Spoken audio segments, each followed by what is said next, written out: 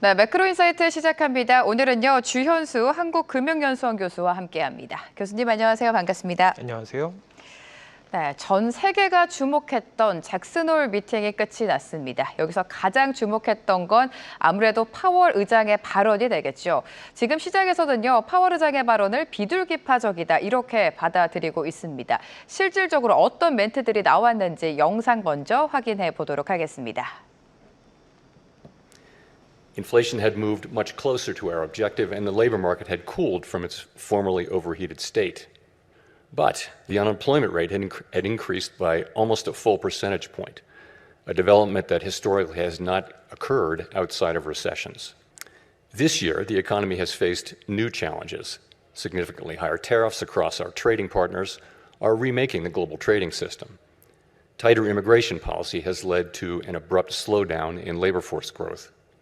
There is significant uncertainty about where all of these policies will eventually settle and what their lasting effects on the economy will be. Overall, while the labor market appears to be in balance, it is a curious kind of balance that results from a marked slowing in both the supply of and demand for workers. This unusual situation suggests that downside risks to employment are rising. At the same time, GDP growth has slowed notably in the first half of this year to a pace of 1.2%, roughly half the 2.5% pace in 2024. The decline in growth has largely reflected a slowdown in consumer spending.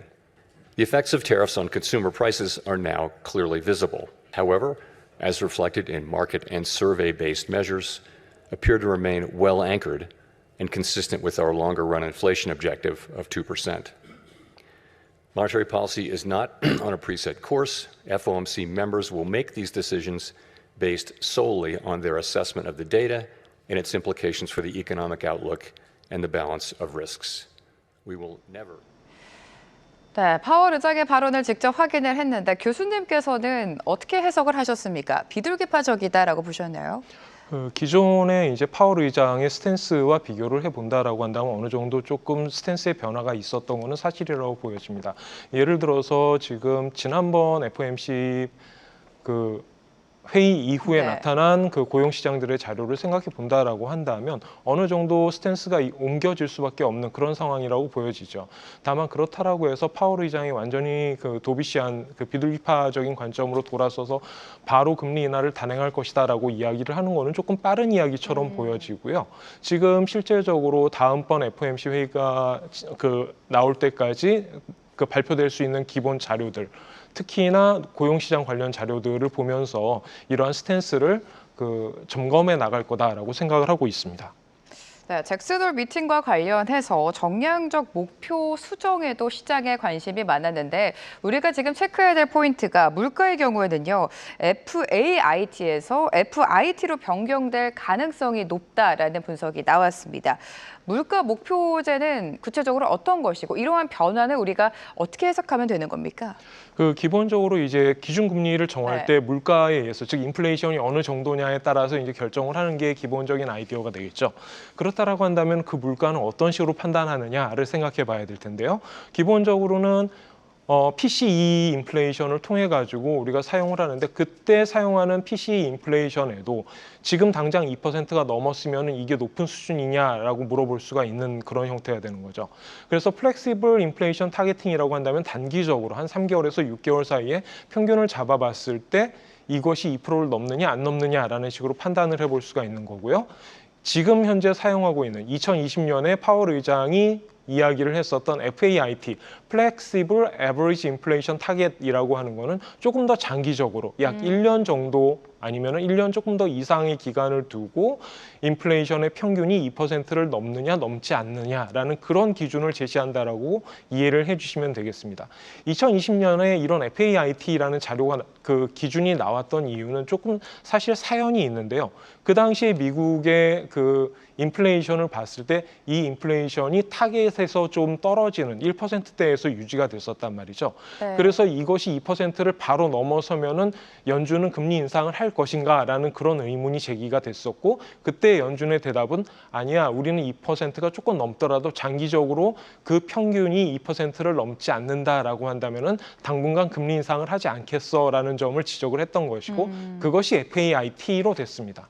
이번에 이제 5년이 지난 후에 2025년이 되면서 지금은 거꾸로 된 상황이 돼버렸죠. 네. 예를 들어서 지금 현재 2.5에서 2.6%의 인플레이션이 유지가 되고 있는데, 이런 상태에서 그럼 FAIT를 유지한다라는 것은 인플레이션이 2% 아래로 떨어진다고 하더라도 평균적으로 2% 수준을 넘고 있으니까 금리 인하를 하지 않을 것이야라는 의미인가? 라는 질문이 나올 수밖에 없는 그런 상황이고요.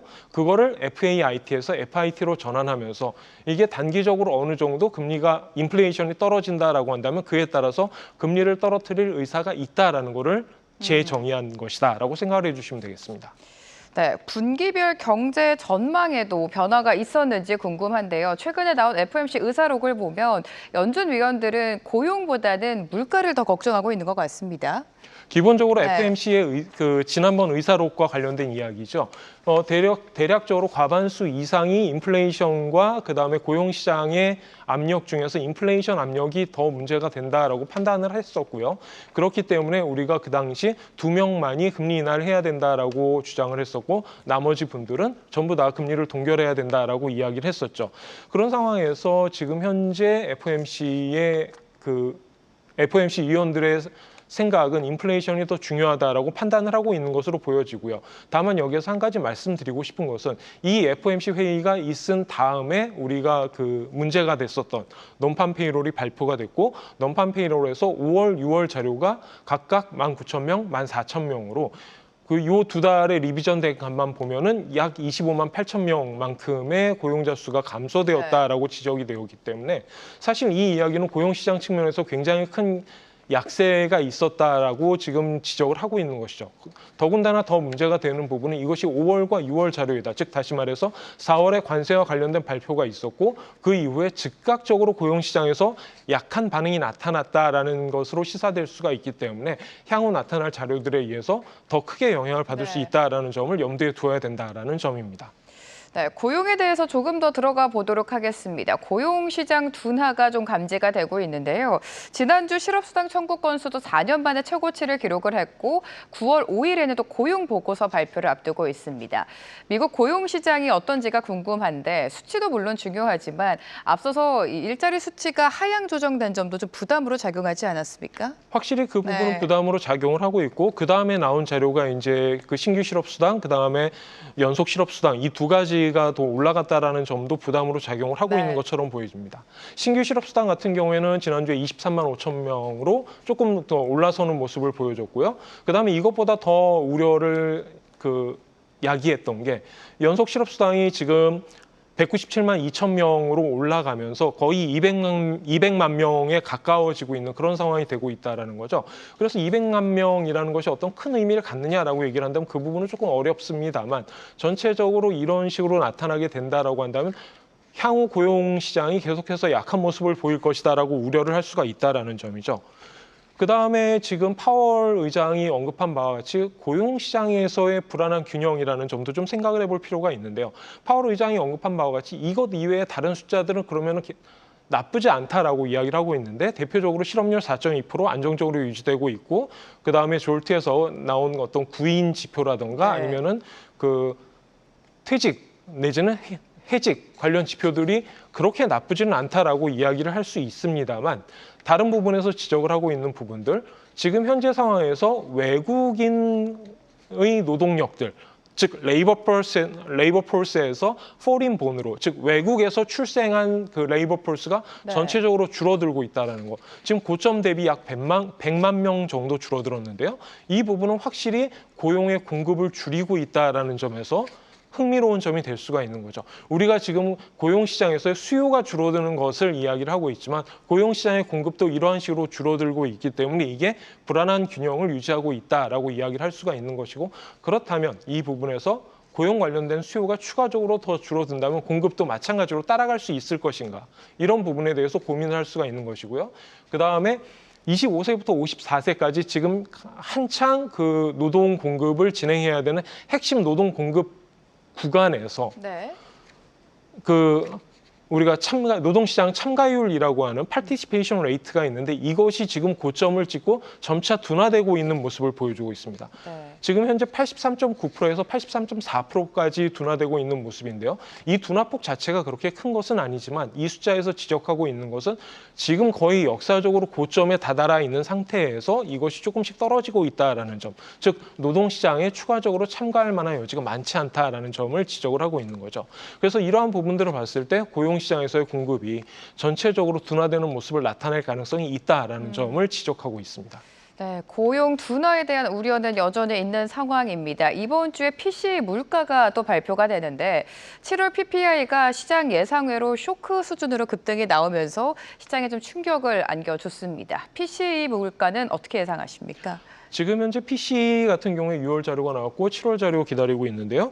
지금 현재 클리블랜드 페드의 인플레이션 나우캐스팅 자료를 보시면 이것이 그냥 PCE 같은 경우에는 2.6, 그 다음에 코어 PCE 같은 경우에는 2.89 정도로 전망이 되고 있습니다. 이 정도라고 한다면 계속해서 올라가는 모습을 보이고 있다는 점에서 그 기분이 안 좋아지는 그런 수치가 되는 거죠. 그리고 시장에서의 컨센서스 자체도 7월 자료에 대해서 PCE 2.6, 그 다음에 코어 PCE 2.8 정도를 전망을 하고 있기 때문에 전체적으로 올라가는 상승 압력을 받고 있다는 점에서는 그 공통된 의견을 갖고 있는 것으로 보여집니다. 그리고 8월 자료를 보시면 8월 자료는 오히려 더 높아지는 모습을 보여주고 있죠. 예를 들어서 PCE 같은 경우에 2.74, 그다음에 코어 PCE 같은 경우에는 2.96이니까 거의 3%를 도달하는 그런 모습을 보여주고 있다라고 예상을 하고 있는 그런 상황이라고 볼 수가 있습니다. 전체적으로 지금 8월까지의 자료를 보셨는데 그러면은 향후 3분기, 4분기 이런 식으로 갔을 때 3%를 넘어서는 모습을 보일 개연성이 있다라고 저희가 충분히 생각을 해볼 수가 있는 그런 상태가 되는 것이죠. 이러한 부분이 있기 때문에 인플레이션 압력이 계속해서 높게 나타나고 있다라고 저희가 평가를 하고 있는 그런 상황입니다. 자, 이런 가운데 물가와 관련해서는 아무래도 관세 이야기를 빼놓을 수가 없습니다. 트럼프 대통령이 내년에 중간 선거를 앞두고 경기 부양을 위한 여러 가지 정책들을 내놓을 가능성이 커지고 있는데 부양책들이 나오면 물가를 자극할 우려는 없을지 이 부분도 좀 궁금해집니다, 교수님. 예, 좀 고민이 되는 부분이긴 할 겁니다. 관세와 관련된 이야기를 했을 때 두 가지 정도를 바로 즉각적으로 떠올리실 수가 있을 텐데요. 첫 번째 인플레이션 압력, 두 번째 실물 경기의 둔화, 이 두 가지를 이야기를 할 수가 있겠죠. 이거는 뭐 경제에 대해서 조금이라도 들어보신 분들이라면 바로 이해하실 수 있는 부분인데 이 실물 경기 둔화와 관련해서 그러면 대응책은 무엇이냐라고 판단을 한다면 지금 현재 트럼프 행정부 또는 공화당에서 이야기를 하고 있는 거는 우리가 그 관세를 통한 세수를 확보를 해서 이것에 대해서 실물 경기가 문제가 된다라고 한다면 이것을 바로 보조금으로 지급하면 된다라고 언급을 하고 있는 것이죠. 대략적으로 1인당 600불 정도의 예상을 하고 있는데요. 이런 식으로 이야기가 진행이 된다라고 한다면 실물 경기의 둔화 부분에 대해서 어느 정도 보상을 할 수 있지 않겠느냐라는 그런 조심스러운 환경을 조성할 수가 있는 것이죠. 네. 다만 여기에서 이야기를 하고 싶은 것은 잠깐만. 관세를 부과해가지고 인플레이션 압력은 강화됐고 실물 경기가 둔화되니까 실물 경기를 확보하기 위해서 돈을 준다. 그래서 그 돈을 쓴다. 그러면 이거는 결국 다시 인플레이션 압력에 강화되는 그런 형태로 나타나게 되는 것이죠. 그래서 이 두 가지를 생각해 보게 된다면은 실제적으로 이 관세의 정책을 통해 가지고 실물 경기가 그대로 유지되는 상황이다라고 가정을 하더라도 인플레이션 압력은 오히려 더 높아질 수밖에 없는 그런 상황에 직면하게 되는 그런 이상한 결론에 도달하게 되는 그런 상황이 됩니다. 자, 이렇게 물가와 고용에 대해서 자세하게 짚어주셨는데 그렇다면 교수님께서는 연준이 올해 얼마만큼의 금리 인하를 단행할 것이라고 보십니까? 제 개인적으로는 연준이 9월에 가능하다면 한 번 정도 금리 인하를 할 것이라고 생각을 하고 있고요. 하지만 그 이후에 가능할 것인가 저는 점점 더 어려워질 것이다라고 예상을 하고 있습니다. 시장의 컨센서스하고는 조금 다른 스탠스이고요. 그 부분은 여러분들 염두에 둬주시면 좋겠습니다. 제가 9월에 금리 인하를 단행하고 그 이후에는 어려울 것이다라고 생각하는 이유는 일단 인플레이션 압력이 계속해서 올라간다라는 부분을 무시할 수가 없다라는 점이죠.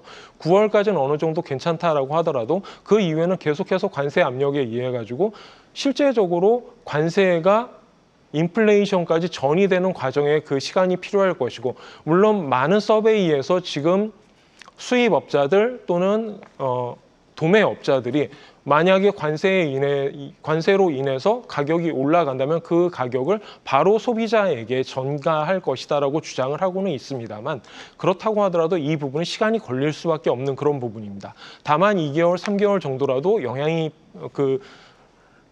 레깅 타임이 필요하겠죠. 네. 그렇게 된다면 우리가 4분기 정도, 10월, 11월, 12월 정도에는 본격적으로 관세 압력이 물가에 전이되는 현상이 나타날 텐데, 이 상황이 된다라고 한다면 이게 3%를 넘어서게 되는 그런 상황을 가정해 본다면 연준 입장에서는 인플레이션과 그다음에 고용시장, 이 두 가지를 봤을 때 고용시장이 둔화된다라고 하더라도 지금처럼 계속 안정적인 수준을 유지해 준다면 오히려 연준의 관심은, FOMC의 관점은 인플레이션의 상승 압력을 어떻게 둔화시킬 것이냐라는 점에 포커스가 주어질 수밖에 없다라는 것이죠.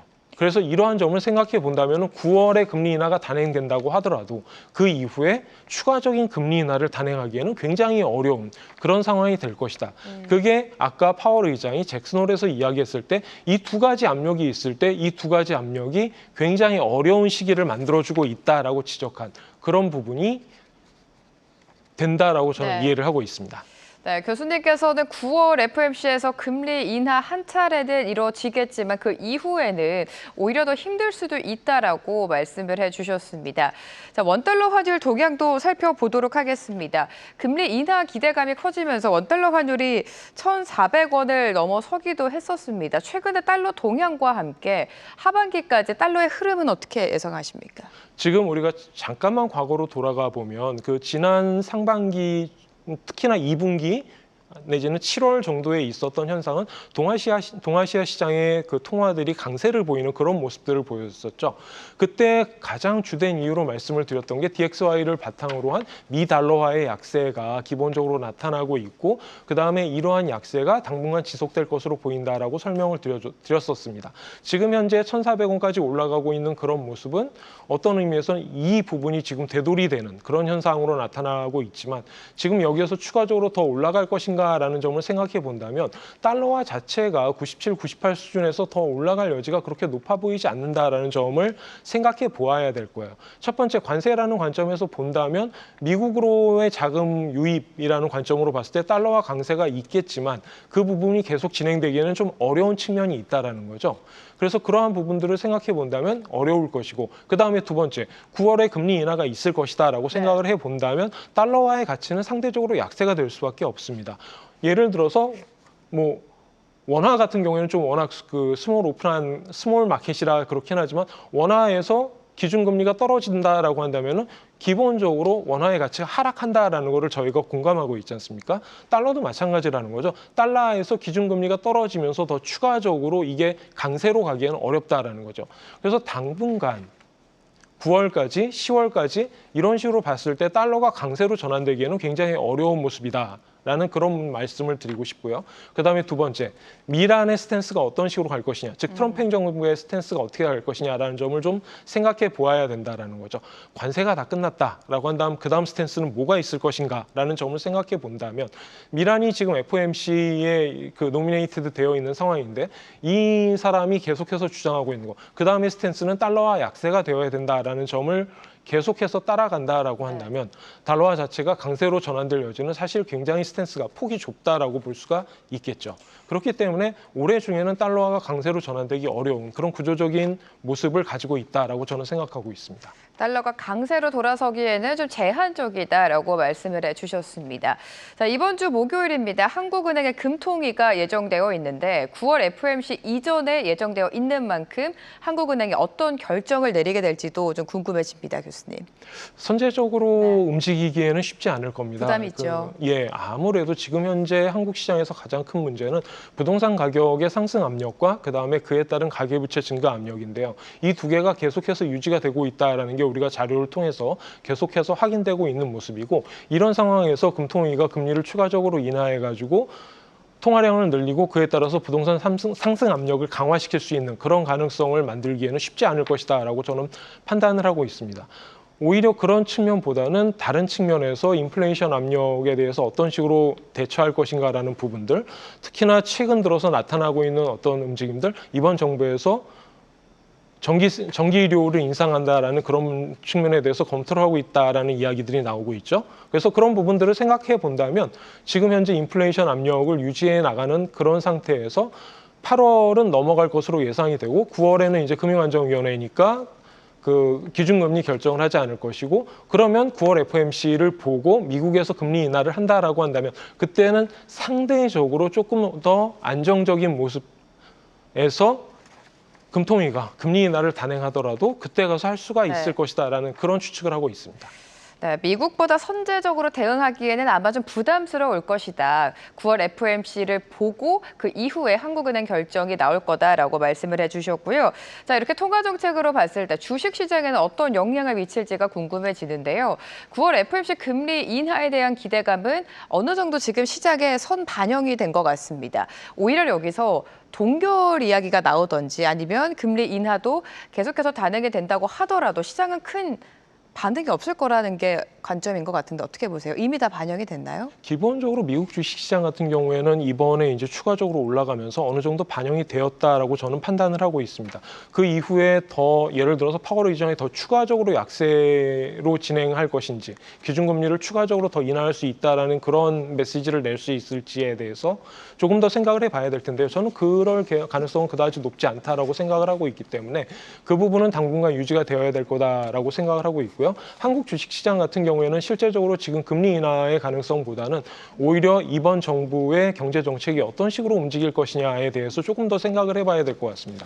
저는 두 가지 정도 생각을 하고 있는데, 지금 현재 경제 정책이 그래서 주식시장을 활성화시키는데 더 타겟팅을 하고 있는지, 아니면은 세수 확보나 아니면은 어떤 그 디스트리뷰셔널한 측면에서 임금을 더 소득을 안정화시키는 그런 관점으로 바라볼지에 따라 가지고 향후 주식시장 움직임이 그에 따라서 영향을 받을 것으로 생각을 하고 있습니다.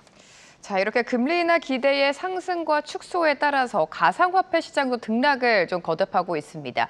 잭스돌 이후에 이더리움이 사상 최고가까지 경신을 했고요. 다들 아시는 것처럼 미국의 퇴직연금에 가상화폐가 포함이 되면서 이 기대감이 좀 반영이 되고 있는 것 같습니다. 교수님께서는 가상화폐 시장 어떻게 전망하세요? 현실적으로 지금 매우 흥미로운 상황입니다. 어떤 의미에서 흥미롭냐면 지금까지는 가상화폐 시장에서의 어떤 펀더멘탈한 가치가 존재하느냐라는 문제에 대해서 여러 가지 이야기를 했었는데요.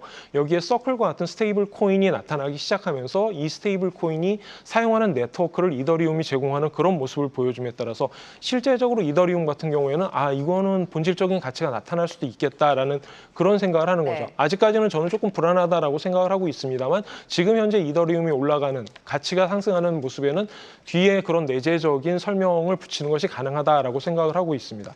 그러한 점에서 가상화폐가 움직이는 것은 뭐 나름대로 의미가 있겠죠.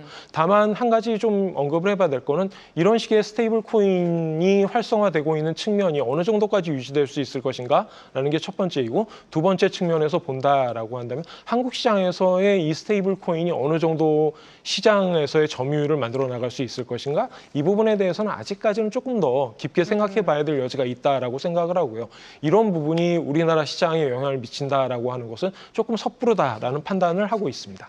네, 스테이블 코인 시장이 활성화됐을 때 국내 시장에 미치는 영향은 그렇게 크지는 않을 것이다라고 말씀해 주셨는데, 만약에 스테이블 코인 시장이 활성화가 된다면 연준의 정책 영향이 전보다는 낮아질 것이다라는 분석도 많습니다. 이 부분에 대해서는 어떻게 바라보세요? 이 부분이야말로 정말 논란이 많은 부분이고 이게 이제 정책의 유효성을 줄일 것이냐 늘릴 것이냐 뭐 이제 이런 부분에 대해서 여러 가지 복잡한 논의들이 진행되고는 있습니다만 아직까지 확실한 것은 하나도 없고, 실제적으로 이 스테이블 코인이 계속해서 발행량이 올라가면서 그 통화량이 더 증가하는 모습을 보일 것이다라는 주장을 하는 경우도 있고요. 그다음에 이것이 금리에 직접적으로 영향을 받기 때문에 금리가 더 하락할 경우에 스테이블 코인의 발행량이 어떤 식으로 둔화될 것인가에 대해서도 논의가 다양하게 나타나고 있는 그런 상황입니다. 그런 상황에서 아직까지 인플레이션에 어떤 식으로 영향을 미칠지 논의하는 것은 조금 빠르다라는 생각은 들고요. 다만 한 가지 지적을 하자면 이런 식으로 미국 시장에서 스테이블 코인의 발행량이 늘어났을 때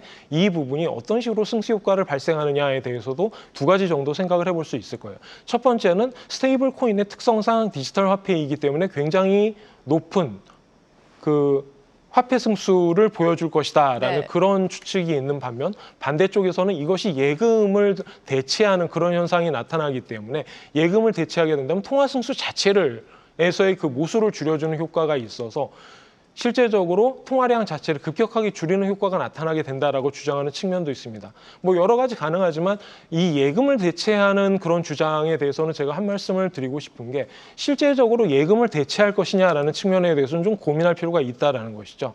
예금은 기본적으로 이자를 받는 그런 특성일 것이고 스테이블 코인은 그 이자를 받고 있지 않기 때문에 그것을 대체한다라고 보기에는 조금 어려운 측면이 있다라는 점 염두에 둬주시면 좋을 것 같습니다. 네, 자 그렇다면 현재 유동성 흐름을 봤을 때 어떤 자산 배분 전략이 필요하다고 판단하십니까? 한국 시장 같은 네. 경우에는 금리 인하의 가능성이 있고 그다음에 주식 시장에 대해서 지금까지의 경제정책 방향은 주식시장을 활성화시킨다라기보다는 조금 거리를 두는 그런 모습을 보여주고 있습니다. 이 두 가지를 감안한다라고 한다면 실질적으로 주식시장보다는 채권시장의 가능성이 조금 더 높아 보이고 그다음에 부동산 시장이라던가 아니면 코인 시장과 같은 쪽에서의 어떤 대체 시장으로서의 역할을 기대하는 가능성이 더 높아질 수 있다라고 볼 수가 있겠죠. 다만 이 부분은 기본적인 가정이 현재 정부의 경제 정책이 어떤 방향으로 나아갈 것이냐라는 점을 제가 가정을 하고 말씀드린 부분이기 때문에 이 부분에 대해서 주의 깊게 살펴보시면 향후 자산시장의 배분에 대해서 어느 정도 감을 잡을 수 있지 않을까 그렇게 생각해 봅니다. 네, 오늘 이렇게 매크로 이슈 자세하게 짚어주셨습니다. 주현수 한국금융연수원 교수와 함께했습니다. 교수님 감사합니다. 감사합니다. 계속해서 다양한 경제 이슈를 알고 싶다면 구독과 좋아요, 알림 설정 부탁드립니다. AI 캐스터 권미정이었습니다.